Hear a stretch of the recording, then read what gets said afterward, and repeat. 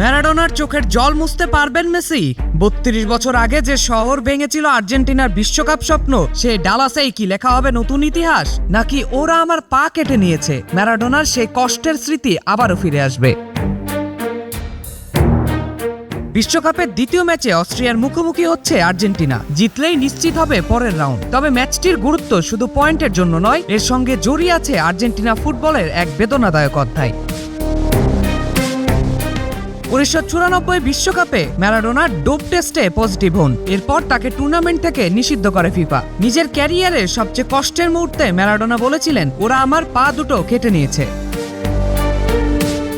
ম্যারাডোনাকে হারানোর পর আর্জেন্টিনা আর ঘুরে দাঁড়াতে পারেনি। ডালাসে বুলগেরিয়ার কাছ থেকে হেরে শেষ 16 থেকে বিদায় নেয় আর্জেন্টিনা। সেই শহরই আজও আর্জেন্টাইনদের কাছে এক দুঃস্বপ্নের নাম। তবে এবার গল্পটা অন্যরকম। লিওনেল মেসির হ্যাটট্রিকে এক দুর্দান্ত সূচনা করেছে বর্তমান চ্যাম্পিয়নরা। অস্ট্রিয়ার বিপক্ষে জয়ের মাধ্যমে শুধু নকআউট পর্ব নিশ্চিত করাই নয়, ডালাসের পুরনো দুঃখ ভুলতেও চাইবে স্ক্যালোনির দল। ফার্ম ফ্রেশ পাস্তুরিত তরল দুধ, বেশি ভালো দুধ। তাই এই ম্যাচটি শুধু 3 পয়েন্টের লড়াই নয়, অনেক আর্জেন্টাইন সমর্থকের কাছে এটি ম্যারাডোনার অসম্পূর্ণ স্মৃতির শহরে এক প্রতীকী প্রতিশোধের ম্যাচ। জুবাইর ইনাম, নিউজ 24।